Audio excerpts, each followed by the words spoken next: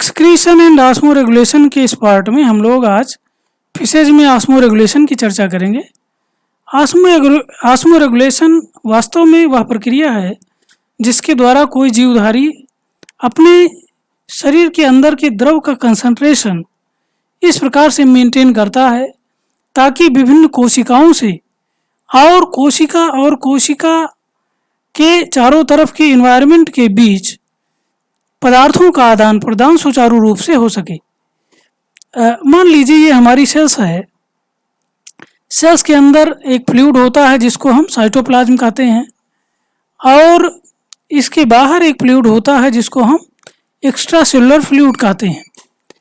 अब बहुत सारी चीज़ें जो ब्लड के थ्रू आती हैं वो सबसे पहले इस एक्स्ट्रा सेलुलर फ्लूइड में पहुंचती हैं और यहाँ से ये सेल के अंदर प्रवेश करती हैं। अब ये जो पदार्थ का बाहर से कोशिका के अंदर जाना या कोशिका के अंदर से बाहर जाना, ये दोनों प्रक्रियाएं वो ऑस्मोसिस के थ्रू संपन्न होती हैं।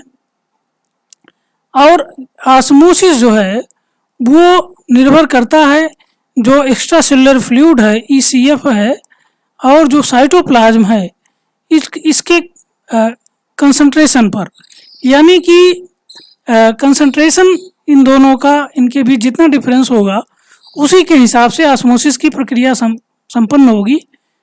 तो इस प्रकार ऑस्मो रेगुलेशन वह प्रक्रिया है जिसके द्वारा कोई जीवधारी जो अंदर का बॉडी फ्लूइड है और सेल साइटोप्लाज्म है उसका कंसंट्रेशन इस प्रकार से मेंटेन करता है ताकि कोशिका के अंदर और बाहर विभिन्न पदार्थों का आदान प्रदान आसानी से हो सके। The process of osmoregulation is actually the maintenance of the concentration of extracellular fluid and the cytoplasm in order to facilitate the exchange of different substances from extracellular fluid to cytoplasm and from cytoplasm to extracellular fluid. And now the process of osmoregulation takes place by a vital process that is known as osmosis. सभी जीवधारियों में जो osmo regulation की प्रक्रिया है यह एक जैविक प्रक्रिया जिसको हम ऑस्मोसिस कहते हैं, इसके द्वारा संपन्न होती है। तो सबसे पहले हम लोग ऑस्मोसिस को देखते हैं ये क्या है। वैसे तो हम लोग इससे परिचित हैं, फिर भी थोड़ा यहाँ पर इसकी चर्चा करना ज़रूरी है। ऑस्मोसिस जो है वह प्रक्रिया है जिसमें हम किसी सॉल्वेंट को जब उसके सॉल्यूशन से सेमी परमेबल मेम्ब्रेन के द्वारा सेपरेट करते हैं तो सॉल्वेंट मॉलिक्यूल का अपने सॉल्यूशन की तरफ मूवमेंट करना ऑस्मोसिस कहलाता है। या दूसरा कंडीशन ये है कि जब हम किसी दो ऐसे सॉल्यूशन को जिनका कंसंट्रेशन अलग अलग होता है को एक सेमी परमेबल मेम्ब्रेन के द्वारा अलग करते हैं तो वहाँ पर जो सॉल्वेंट मॉलिक्यूल हैं वो अधिक कंसंट्रेशन वाले सॉल्यूशन से कम कंसंट्रेशन वाले सॉल्यूशन की तरफ मूव करते हैं और इस क्रिया को ऑस्मोसिस कहते हैं। So when a solvent is separated from its solution bye a semi permeable membrane और two solution of different concentration are separated by a semi-permeable membrane, the solvent molecule moves through the membrane from lower concentration to higher concentration.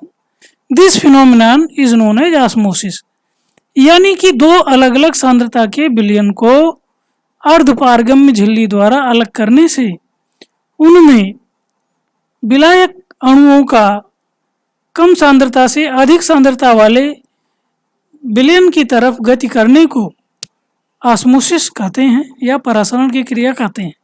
तो इनमें दो बातें ध्यान रखनी है। एक तो जो ऑस्मोसिस की प्रक्रिया है इसमें हमारा जो सॉल्वेंट है ये हायर कंसंट्रेशन से लो कंसंट्रेशन की तरफ मूव करता है, यानी कि जो सॉल्यूशन गाढ़ा होगा उधर सॉल्वेंट मॉलिक्यूल जाएगा। ऐसा नहीं है कि सोल्यूट मॉलिक्यूल मूव नहीं करते। सोल्यूट मॉलिक्यूल चूंकि जो गाढ़ा है ज़्यादा उधर से जो सॉल्यूशन हल्का है उधर मूव करेंगे, लेकिन यह इस बात पर निर्भर करता है कि जो हमारी सेमी परमेबल मेम्ब्रेन है उसका नेचर कैसा है। क्या उसको हमारे जो सॉल्यूट पार्टिकल हैं वो पार कर सकते हैं या नहीं।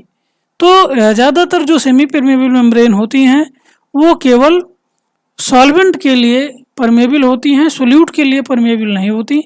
इसलिए यहाँ पर जो सॉल्वेंट मॉलिक्यूल है हमारा वो ही कम सांद्रता से यानी हल्के विलयन से गाढ़े विलयन की तरफ मूव करता है। तो जो हमारी सेल्स है वो स्वयं कोशिका कला से घिरी होती है और यह कोशिका कला जो है वो एक सेमी परमेबल मेम्ब्रेन की भांति काम करती है। ये सेमी परमेबल मेम्ब्रेन है।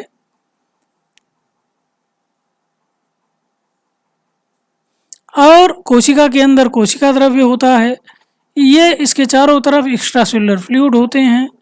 तो ये दो विलयन हैं और इनके बीच किसी पदार्थ का मोमेंट या moment of water inside and outside of cells इस बात पर निर्भर करेगा कि कंसंट्रेशन किधर ज़्यादा है।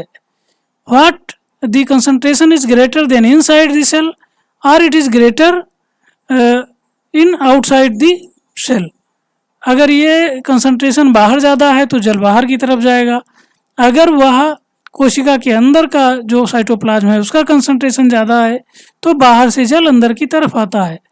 इस तरीके से कोशिका के अंदर जल के आने की क्रिया को हम एंडोऑस्मोसिस कहते हैं, क्योंकि इस क्रिया में जल कोशिका के अंदर प्रवेश करता है, जबकि कोशिका से बाहर जल के निकलने की क्रिया को हम लोग एक्सोऑस्मोसिस कहते हैं, क्योंकि यहाँ पर जल कोशिका से बाहर जाता है। So the process of movement of water molecule from the cell to outside is known as exosmosis and the movement of water from outside to inside the cell is known as endoosmosis. Now we will see how the process of osmoregulation takes place in the fishes. तो जैसा कि जानते हैं fishes inhabits in two types of habitat. जो fishes होती हैं वो दो तरीके के जल में निवास करती हैं। टू टाइप ऑफ हैबिटेट ये जो होता है इनमें दो तरीके के हैबिटेट में पाई जाती हैं। पहला जो है वो फ्रेश वाटर हैबिटेट यानी कि ताजे जल, और दूसरा जो है वो मैरीन वाटर हैबिटेट यानी कि समुद्री जल। इस तरीके से इन दो प्रकार के आवासों में जो है मछलियाँ पाई जाती हैं। Now both habitat differ in their physical nature. हम लोग जानते हैं कि ये दोनों प्रकार के हैबिटेट अपने भौतिक प्रकृति में अलग अलग होते हैं, अर्थात इनका जो सांद्रण है कंसंट्रेशन है वो अलग अलग होता है। As they have different concentration of salts dissolve into it, क्योंकि इनमें जो साल्ट घुले हुए होते हैं, जो मिनरल्स आयन घुले हैं, उनकी मात्रा अलग अलग होती है। इस वजह से जो मैरीन वाटर है और फ्रेश वाटर है इन दोनों का फिजिकल नेचर अलग अलग होता है। अब फिजिकल नेचर अलग अलग है तो इस प्रकार अलग अलग इन आवासों में पाए जाने वाले जीवों में ऑस्मो रेगुलेशन के लिए चुनौतियां अलग अलग प्रकार की होंगी। तो इन दोनों की जो मैकेनिज्म है ऑस्मो रेगुलेशन की वो अलग होगी। So the osmoregulatory mechanism is different in fishes of these two habitat. तो इस तरीके से जो फ्रेश वाटर है और जो मैरीन वाटर है इन दोनों के जीवों में जो ऑस्मो रेगुलेशन की मैकेनिज्म है वो अलग अलग होगी, क्योंकि दोनों का नेचर अलग है। इसलिए ये जो दोनों हैबिटेट हैं वो जीवों में अलग अलग चुनौतियां उपस्थित करते हैं, पेश करते हैं। और चूंकि चुनौतियां अलग प्रकार की होती हैं इसलिए इन दोनों प्रकार के हैबिटेट में पाए जाने वाली मछलियों में ऑस्मो रेगुलेटरी मैकेनिज्म अलग अलग प्रकार का होता है। So the osmoregulatory mechanism is different in fishes of these two different habitat because due to different nature of these two habitat they causes different challenges in the organism found in these two types of water। तो अब हम एक एक करके इसको देखते हैं। Now mechanism of osmoregulation in fresh water fishes. सबसे पहले हम लोग जो ताजे जल की मछलियां हैं इनमें जो ऑस्मो रेगुलेशन की प्रक्रिया है उसको हम देखेंगे। In fresh water habitat the concentration of outer water of habitat is lower than the concentration of cytoplasm of the body cells of the fishes. तो जो ताज़ा जल है, यहाँ पर जो फिशेज हैं, जो फिशेज की बॉडी है,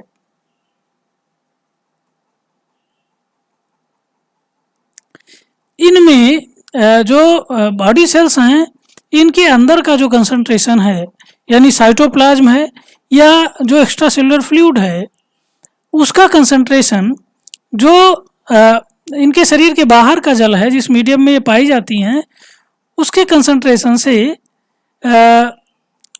जो इसका कंसंट्रेशन है, अंदर का कंसंट्रेशन, ये ज़्यादा होता है बाहर के जल की तुलना में। इसलिए जो बाहर से जल है वो इनके शरीर में प्रवेश करता है, क्योंकि जो कोशिका द्रव्य है इसमें चूंकि अलग अलग तरीके के minerals, ions, organic and inorganic substances ये घुले होते हैं। इस वजह से जो अंदर का कंसंट्रेशन है वो बाहर से ज़्यादा होता है, और इसी के इक्विलिब्रियम में जो दूसरे बॉडी फ्लूइड हैं वो भी होते हैं। तो मतलब जो फिशेज का अंदर का बॉडी फ्लूइड है उसका कंसंट्रेशन इसके बाहर के जल से अधिक होता है, इसलिए जल बाहर से इनके शरीर में निरंतर प्रवेश करता रहता है। So the outer water of habitat tends to enter inside the body of fishes through buccal cavity and gill membrane. तो अब चूंकि हम जानते हैं कि मछलियां जो है वो मुंह के द्वारा जल को ग्रहण करती हैं और यह इनके गिल्स के द्वारा पास होते हुए बाहर निकलता है। तो इस प्रक्रिया में जब जल इनके बक्कल कैविटी की मेम्ब्रेन के संपर्क में आता है और गिल मेम्ब्रेन के संपर्क में आता है, तो वहाँ पर वो अंदर की तरफ ऑस्मोसिस के थ्रू इंटर कर जाता है। इस तरीके से इस प्रक्रिया के द्वारा जल मछलियों के शरीर में बराबर इंटर करता रहता है। और so the outer water of habitat tends to enter inside the body of fishes through buccal cavity and gill membrane. Now due to continually entering of water of the external habitat, the body of fishes tends to get swell. तो इस तरीके से इनके body में निरंतर जल के आगमन से या जल के प्रवेश करने से इनकी बॉडी जो है वो स्वेल करने लगती है, यानी फूलने लगती है। जाहिर सी बात है, किसी गुब्बारे के अंदर या किसी वस्तु के अंदर अगर पदार्थ बराबर बढ़ता रहेगा तो उस पर प्रेशर पड़ेगा और वो फूलने लगेगी। तो वही इन ताज़े जल की मछलियों में होता है। Due to continuous entering of water inside the body they tends to get swell. और अगर ये स्वेलिंग बराबर बढ़ती रहे तो सेल्स जो हैं उनके डैमेज होने का खतरा रहता है। और दूसरी चीज़, ये कंसंट्रेशन जो बॉडी फ्लूइड है और साइटोप्लाज्म है वो बदल जाता है। जैसे पानी इंटर करता है तो जो साइटोप्लाज्म है वो हल्का होने लगता है, उसका कंसंट्रेशन कम होने लगता है। तो इस तरीके से कंसंट्रेशन को मेंटेन करने के लिए इनमें जो है ऑस्मो रेगुलेशन की ज़रूरत होती है। अब हम लोग देखेंगे कि ऑस्मो रेगुलेशन इनमें किस तरीके से होता है। तो so there is need of removal of this extra water from the body of fishes. और इस तरीके से जब उनके शरीर में अधिक पानी आता है और वो स्वेल करने लगती हैं, उनका जो साइटोप्लाज्म है और बॉडी फ्लूइड है उनका कंसंट्रेशन चेंज होने लगता है, तो शरीर से जल को बाहर निकालने की ज़रूरत महसूस होती है या ज़रूरत पड़ती है। अब इस ज़रूरत को कैसे पूरा किया जाता है? For this fishes possess a pair of kidney with large number of filtering units और नेफ्रॉन्स। तो इस क्रिया के लिए, यानी जो पानी अत्यधिक अंदर आ गया है इसको निकालने के लिए मछलियों में एक जोड़ा जो है वृक्क या किडनी होता है, जिनमें बहुत सारे फिल्टर करने वाले यूनिट होते हैं जिन्हें हम नेफ्रॉन कहते हैं। तो शरीर के अंदर आए हुए जल को बाहर निकालने के लिए सभी मछलियों में, ताज़े जल की मछलियों में एक जोड़ा किडनी होता है, जिनमें जो रुधिर है, जो बॉडी से जल ग्रहण कर रहा है, इसको फिल्टर करने के लिए अनेक नेफ्रॉन होते हैं, फिल्टरिंग यूनिट होती हैं और ये काम करती हैं। Both the kidney of fresh water fishes contains about 10 lakhs of nephrons. जो मछलियों की दोनों किडनी होती हैं, दोनों वृक्क होते हैं, उनमें लगभग 10 लाख के आसपास नेफ्रॉन या फिल्टरिंग यूनिट पाए जाते हैं। तो ये 10 लाख नेफ्रॉन कंटिन्यू वर्क करते रहते हैं। जो इनका रुधिर है वो इनके बॉडी से अंदर आए हुए जल को ग्रहण करता है और फिर ये नेफ्रॉन उस रुधिर से जल को फिल्टर करके बाहर निकालने का काम करती हैं। तो इस तरीके से ये फिल्टरिंग पंप बराबर काम करते रहते हैं। Now these nephrons filters a large quantity of water from the blood and other excretory substances. तो ये जो नेफ्रॉन है ये ब्लड से बहुत अधिक मात्रा में जल और दूसरे उत्सर्जी पदार्थों को फिल्टर करता रहता है। तो ये इनमें तरीका है, यानी कि जो फ्रेश वाटर फिशेज हैं इनमें जो पानी इनके शरीर में अंदर आ रहा है वो अल्टीमेटली ब्लड में पहुंचता है और ब्लड किडनी में आता है। एक जोड़ी किडनियां हैं जिनमें किडनी से जल को छानने के लिए और रुधिर में जो अन्य दूसरे उत्सर्जी पदार्थ हैं उनको छानने के लिए नेफ्रॉन होते हैं। ये नेफ्रॉन बराबर रुधिर से इनको छानते रहते हैं, अलग करते रहते हैं। तो जब रुधिर से जो जल है वो छनता रहता है तो इस रुधिर से छन रहे जल के साथ उनमें घुले हुए मिनरल्स भी बाहर निकलते रहते हैं, वो भी छन जाते हैं।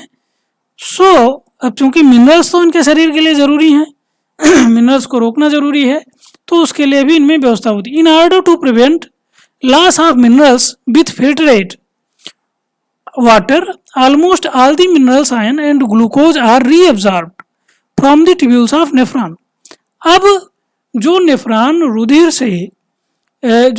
से जल को फिल्टर कर रहा है, जल को अलग कर रहा है, और इस जल के साथ जो मिनरल्स आयन आ रहे हैं इनके लॉस को रोकने के लिए जो नेफ्रॉन की ट्यूब्यूल्स हैं वो इनको फिर से रीअब्सॉर्ब कर लेती हैं, और वाटर को छोड़ देती हैं। तो जो फिल्ट्रेट होता है वहाँ से जो मिनरल्स हैं और जो ग्लूकोज छन गया है इन दोनों को इनकी ट्यूब्यूल्स के द्वारा फिर से एब्जॉर्ब कर लिया जाता है। So in order to prevent loss of minerals with filtrate water almost all the minerals ions and glucose are reabsorbed. जो मिनरल्स आयंस है और जो ग्लूकोज हैं इनको रीअब्सॉर्ब किया जाता है, पुनर्अवशोषित किया जाता है from the tubules of nephron की ट्यूब्यूल के द्वारा। So fresh water fishes excretes very dilute urine and produce a large quantity of urine। तो इस तरीके से जो फ्रेश वाटर फिशेज हैं वो बहुत पतला यूरिन उत्पन्न करती हैं और उसका उत्सर्जन करती हैं। पतला इसलिए होता है क्योंकि उसमें जल अधिक होता है, जबकि मिनरल्स जो थे उसको फिर से अवशोषित कर लिया गया, केवल जल ही जल उसमें बचता है, थोड़ी मात्रा में उत्सर्जी पदार्थ होते हैं। तो इस तरीके से जो फ्रेश वाटर फिशेज हैं इनका यूरिन काफ़ी पतला होता है, काफ़ी डाइल्यूट होता है और बहुत अधिक मात्रा में होता है, large quantity of urine. Fresh water teleost produces about 5 to 12% urine per day of their body weight. अगर हम लोग टीलियास्ट फिशेज की बात करें तो टीलियास्ट फिशेज प्रतिदिन अपने शरीर के भार का 5 से 12% भाग यूरिन के रूप में एक्सक्रीट करती हैं, बाहर निकालती हैं। यानी कि अगर कोई फिशेज मान लीजिए कि 10 किलो की है तो लगभग में उसमें 1.2 लीटर्स यानी कि 1 लीटर 200 ml जो है वो यूरिन प्रोड्यूस होता है। जबकि अगर मैमल्स की बात करें तो उनमें जो यूरिन की मात्रा है वो लगभग में 2.5% इतना ही होता है। तो इस तरीके से हम लोग देख सकते हैं कि इनमें कितना ज़्यादा होता है। जो मैमल्स होते हैं उनमें जो मतलब टेरेस्ट्रियल मैमल्स हैं, जो स्थल पर निवास करने वाले मैमल्स हैं, उनमें 2.5% इससे कम ही होता है। जो टोटल बॉडी वेट होता है उसका जो टोटल यूरिन प्रोडक्शन है, जो यूरिन एक्सक्रीशन है वो 2.5% से कम होता है। इसमें भी वेरिएशन होता है according to season. Summer season में बहुत कम हो जाता है, जबकि विंटर सीजन में थोड़ा ज़्यादा होता है। तो इस तरीके से जो फ्रेश वाटर फिशेज हैं, इनमें जो यूरिन है वो काफ़ी अधिक मात्रा में बनता है, पतला बनता है, चूँकि जो इनकी ट्यूब्यूल्स हैं उनके द्वारा ये फिर से अवशोषित कर लिया जाता है। तो इनमें जो है वो जल को रेगुलेट करने की यह प्रक्रिया है। अब हम लोग देखते हैं मैरीन वाटर में तो मतलब फ्रेश वाटर में जो बॉडी के अंदर जो जल प्रवेश कर रहा था, जल की मात्रा बढ़ रही थी, वो इस तरीके से जो किडनी है उनके नेफ्रॉन के द्वारा फिल्टर कर दिया जाता है और वह फिर यूरिन के रूप में बदलकर शरीर से बाहर निकाल दिया जाता है। इस तरीके से जो अंदर का द्रव है उसका कंसंट्रेशन मेंटेन रहता है और ऑस्मो रेगुलेशन की प्रक्रिया ऑपरेट होती है। इनके अंदर साल्ट बैलेंस कैसे होता है, ये भी एक महत्वपूर्ण बात है, क्योंकि जल काफ़ी बाहर जा रहा है। तो एक तो इनके ट्यूब्यूल्स के थ्रू जो है वो साल्ट रीअब्जॉर्ब हो रहे हैं, लेकिन जो साल्ट है वो केवल नेफ्रॉन के द्वारा ही रिमूव नहीं होता, बल्कि जो पानी ये मुख के द्वारा ग्रहण कर रही हैं और जो गिल की मेम्ब्रेन के संपर्क में आ रहा है, तो वहाँ भी कोशिकाओं से जो मिनरल आयंस हैं वो डिफ्यूज होके बाहर निकलते रहते हैं। यानी बकल कैविटी की मेम्ब्रेन द्वारा और गिल मेम्ब्रेन द्वारा भी जो मिनरल आयंस हैं वो जो पानी अंदर मुख के द्वारा ग्रहण किया जा रहा है उसमें घुल के और गिल के द्वारा बाहर निकल रहे हुए जल में ये बाहर निकलते रहते हैं। तो इस तरीके से भी इनमें साल्ट की कमी होती है। So fresh water fishes continually losses mineral salt bye diffusion. जो फ्रेश वाटर फिशेज हैं ये जो है डिफ्यूजन के द्वारा लगातार मिनरल साल्ट को लॉस करती रहती हैं through body surface and also with fishes. और कुछ मिनरल साल्ट जो फीकल मैटर हैं उनके साथ भी बाहर निकलते रहते हैं। तो इस तरीके से इसकी क्षतिपूर्ति भी जरूरी होती है। In order to compensate these losses they acquire mineral salt through food and also by active absorption from outer water of medium. तो इस तरीके से जो एक तो जो मुख के द्वारा पानी आ रहा था उनमें घुल के साल्ट बाहर जा रहे हैं, दूसरा जो फीकल मैटर या जो अपचा भोजन है उसके साथ भी साल्ट बाहर निकल जाते हैं। तो इससे जो क्षय होता है, इसकी क्षय पूर्ति के लिए जो मछलियां हैं वो मिनरल्स को, कुछ मिनरल्स तो ये भोजन के द्वारा ग्रहण करती हैं, इनके भोजन के साथ आते हैं। और हम सभी जानते हैं कि प्रत्येक प्राणी के भोजन में मिनरल्स उपस्थित होते हैं, चाहे वो हमारा भोजन हो या किसी भी जीव का भोजन हो, प्रत्येक प्रकार की फूड में मिनरल्स होते हैं। तो वहाँ से भी मिनरल्स इन्हें प्राप्त होता है। और दूसरा तरीका है by active absorption from the outer water. दूसरा जो तरीका है कि जो आसपास का मीडियम का जल है, हैबिटेट का जल है, वहाँ से भी ये सक्रिय अवशोषण करती हैं मिनरल्स का, ताकि शरीर के अंदर मिनरल्स की कमी ना हो। अभी एक्टिव एब्जॉर्प्शन कैसे होता है, किसके द्वारा होता है? So the active absorption of these mineral salt takes place by the acidophilic chloride sales.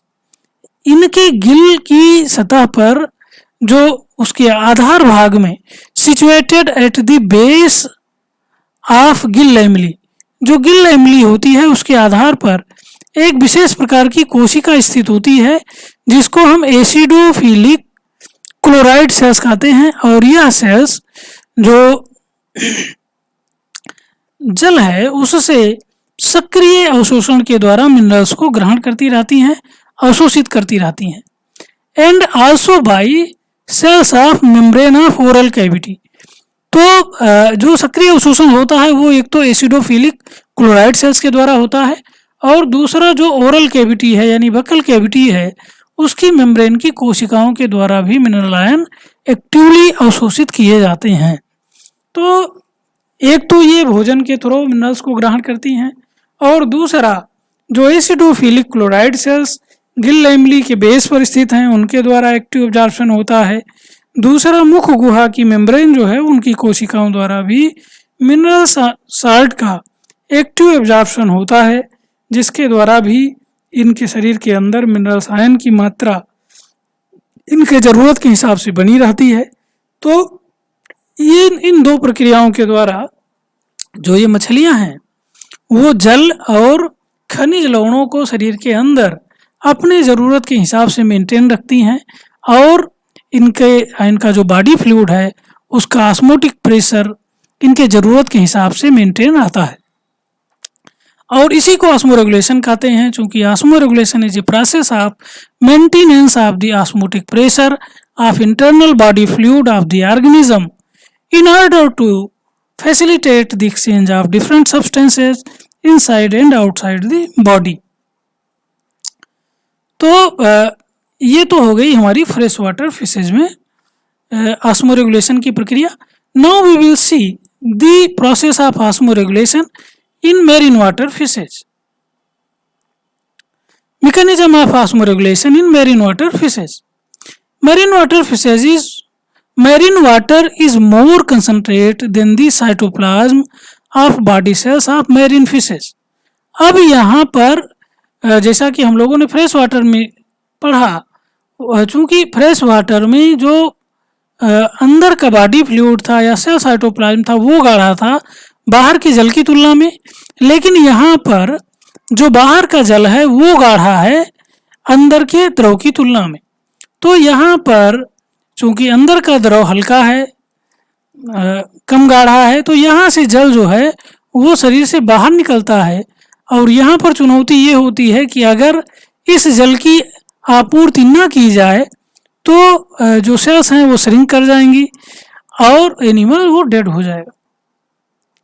तो so the water tend to come out from the body by exosmosis. तो यहाँ पर जो है एक्सोऑस्मोसिस की क्रिया अप्लाई होती है, क्योंकि यहाँ पर जल बॉडी सेल्स से आउटर जो हैबिटेट वाटर है उसमें एक्सोऑस्मोसिस के थ्रू जाता है। तो यहाँ पर चूँकि फ्रेश वाटर में इंडोऑस्मोसिस हो रहा था, जल बाहर से अंदर आ रहा था और सेल फूल रही थी, ब्रस्ट होने का डर था, लेकिन यहाँ पर सेल्स के श्रिंक करने का डर है, उनके सिकुड़ जाने का डर होता है। तो इनमें जो है वो ऑस्मो रेगुलेशन का मैकेनिज्म डिफरेंट होता है फ्रेश वाटर की तुलना में। So water tend to come out from the body by exosmosis. तो अब हम लोग देखते हैं कि ऐसी दशा में इनमें कैसे ऑस्मो रेगुलेशन की क्रिया होती है। So they continuously drink water through mouth in order to compensate the loss of water through exosmosis. तो इस तरीके से जो एक्सोऑस्मोसिस के थ्रू शरीर का जल बाहर जा रहा है, इसकी क्षतिपूर्ति पूर्ति के लिए ये जो मछलियां हैं वो मुख के द्वारा बराबर जल को पीती रहती हैं। जो बाहर का मेरीन वाटर है, समुद्री जल है, उसको ये माउथ के द्वारा, मुख के द्वारा बराबर ड्रिंक करती रहती हैं ताकि जो है पानी इनके शरीर के अंदर आ सके। लेकिन इससे भी एक समस्या उत्पन्न होती है, क्योंकि समुद्र के जल में काफ़ी साल्ट हैं, तो जो पानी ये पी रही हैं उसके साथ काफ़ी साल्ट इनके शरीर में इंटर कर रहा है। अब इससे जल की पूर्ति के साथ साथ इनके शरीर में साल्ट की मात्रा बढ़ती है। तो एक तरफ जल की पूर्ति हो गई, लेकिन दूसरी जो चुनौती खड़ी हुई वो है अब साल्ट की। इनके शरीर में अब साल्ट की मात्रा ज़्यादा हो गई है, जिसे निकालना जरूरी होता है। Due to this lots of marine salt enters inside the body of marine fishes along with drinking water.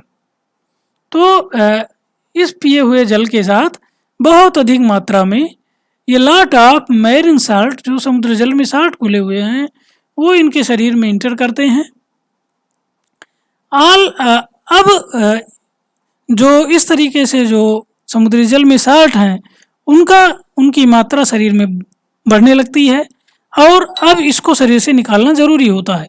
तो इसके लिए all cyclostomes have equal concentration of body fluid and surrounding water, so there is no loss of water through एक्सोऑस्मोसिस।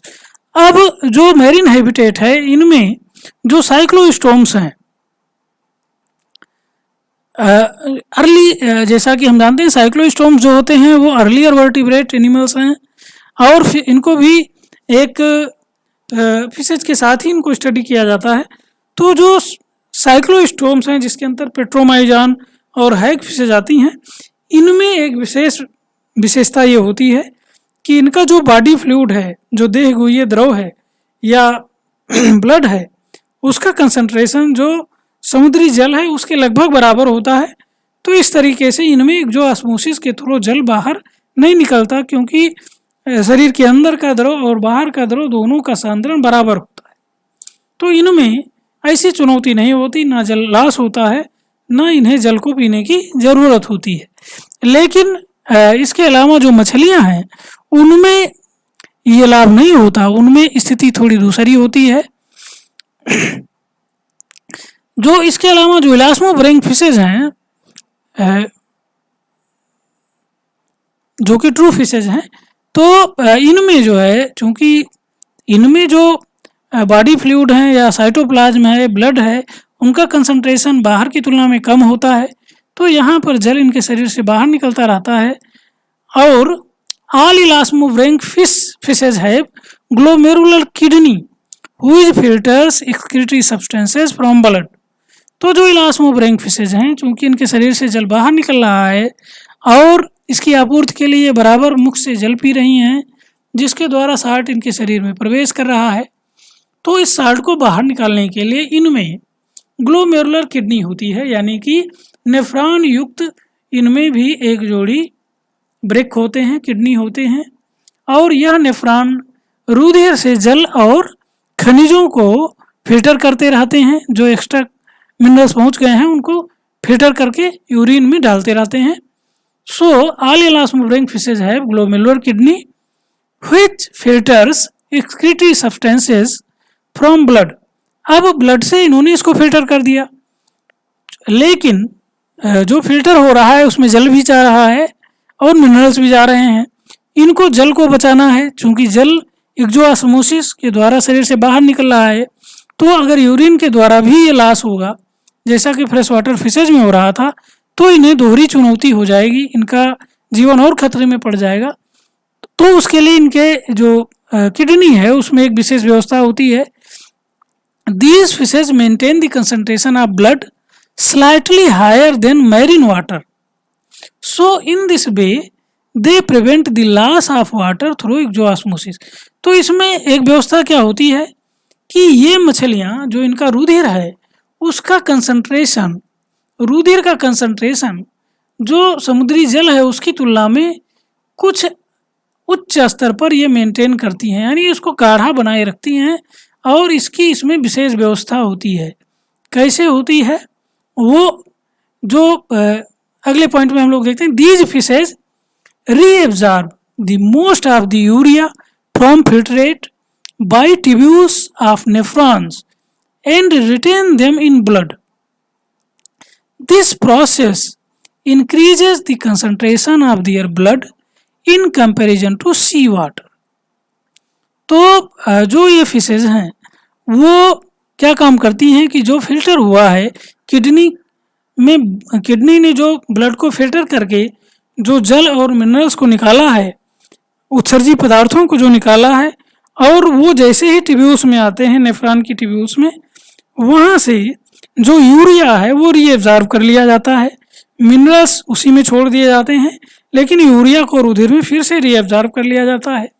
काफ़ी मात्रा में जो जल है उसको रीएब्जॉर्ब कर लिया जाता है। So these fishes reabsorb most of the water and the urea. जो वाटर है और यूरिया इन दोनों को एब्जॉर्ब करती है और उन्हें ब्लड में डाल देती है।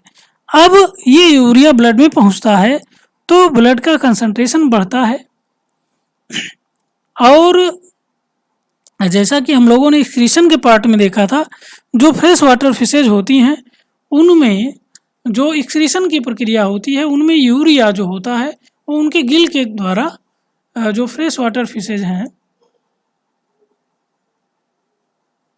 इनमें गिल के द्वारा यूरिया का एक्सक्रीशन होता है। लेकिन यहाँ पर जो मैरीन वाटर फिशेज हैं,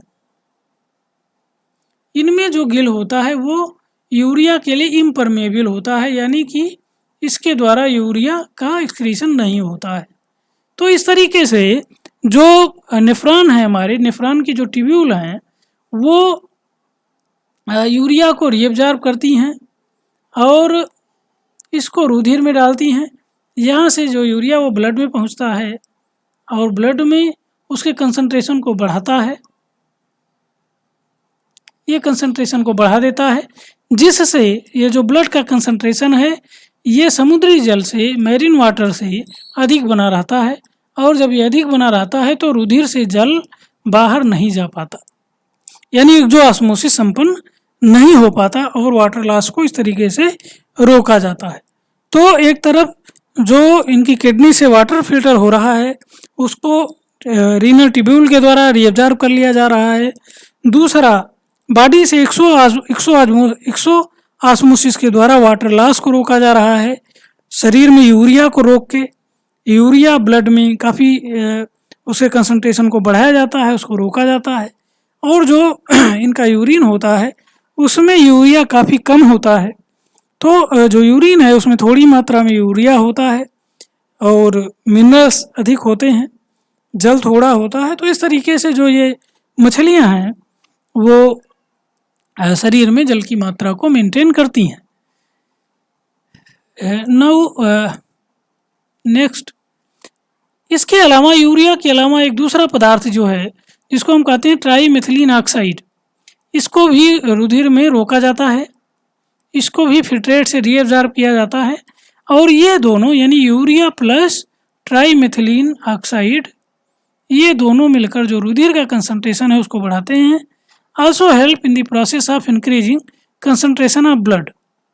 Gill membrane of this fishes is impermeable to urea, और जो इनकी गिल मेम्ब्रेन है वो यूरिया के लिए इम्परमेबल होती है, अपारगम्य होती है, जिससे गिल के द्वारा यूरिया को लॉस नहीं होने दिया जाता, बाहर नहीं निकलता है, जैसा कि फ्रेश वाटर फिशेज में होता है जहाँ पर यूरिया को गिल के द्वारा निकाला जाता है। तो इस प्रकार यूरिया इनके शरीर में बना रहता है और यूरिया के बने रहने से इनके रुधिर का कंसंट्रेशन समुद्री जल की तुलना में उच्च होता है, हाई होता है, जिससे जो ऑस्मोसिस के द्वारा रुधिर से जल बाहर नहीं निकलता। और इसके अलावा they also absorb water through Gill membrane, इसके अलावा ये गिल मेम्ब्रेन के द्वारा जल को एब्जॉर्ब करती हैं। जबकि फ्रेश वाटर फिशेज में क्या था कि गिल मेम्ब्रेन जो है वो मिनरल्स आयन को एब्जॉर्ब करता था एसिडोफिलिक क्लोराइड सेल्स के द्वारा। तो यहाँ पर इसका उल्टा है, यहाँ पर गिल मेम्ब्रेन के द्वारा ये जल को ग्रहण करती हैं, वाटर को ग्रहण करती हैं, और चूंकि इनमें वाटर की ज़रूरत होती है तो यहाँ पर फ्रेश वाटर फिशेज की तुलना में उल्टा है। And due to this their urine contain some urea and other excretory substances, some salts also remove from the body along with fishes. तो यहाँ पर जो है, जो इनका यूरिन है उनमें थोड़ी मात्रा में यूरिया होता है, बाकी अन्य दूसरे एक्सक्रीटरी पदार्थ होते हैं। And a large quantity of mineral science, जो है मिनरल साइंस बहुत अधिक मात्रा में होते हैं। तो इस तरीके से जो मैरीन वाटर फिशेज हैं इनमें जो यूरिन बनता है वो लेस क्वांटिटी होता है, लेस इन अमाउंट होता है,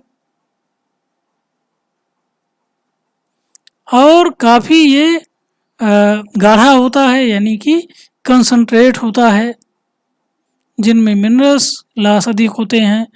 तो जबकि फ्रेश वाटर में वो लार्ज क्वांटिटी में वो यूरिन प्रोड्यूस करती हैं और वो लेस कंसंट्रेट होता है, यानी कि पतला होता है, जल का लॉस उसमें अधिक किया जाता है। तो दोनों में जो ऑस्मो रेगुलेशन की रणनीति है वो अलग अलग होती है और इस प्रकार मछलियों में ऑस्मो रेगुलेशन की क्रिया संपन्न होती है। तो इस प्रकार हम लोगों ने आज के इस वीडियो में मछलियों में जो ऑस्मो रेगुलेशन की क्रिया है फ्रेश वाटर फिशेज में और मैरीन वाटर फिशेज में उसको देखा। दोनों में अलग अलग तरीके की रणनीति होती है। इससे संबंधित अगर कोई प्रश्न है तो ईमेल के द्वारा या इस वीडियो के कमेंट बॉक्स के द्वारा क्वेश्चन पूछ सकते हैं। अगर कोई बात ना समझ में आई हो तो उसको क्लियर कर सकते हैं। इसी के साथ सभी व्यूअर्स का धन्यवाद। मिलते हैं फिर एक नए वीडियो के साथ। नमस्कार।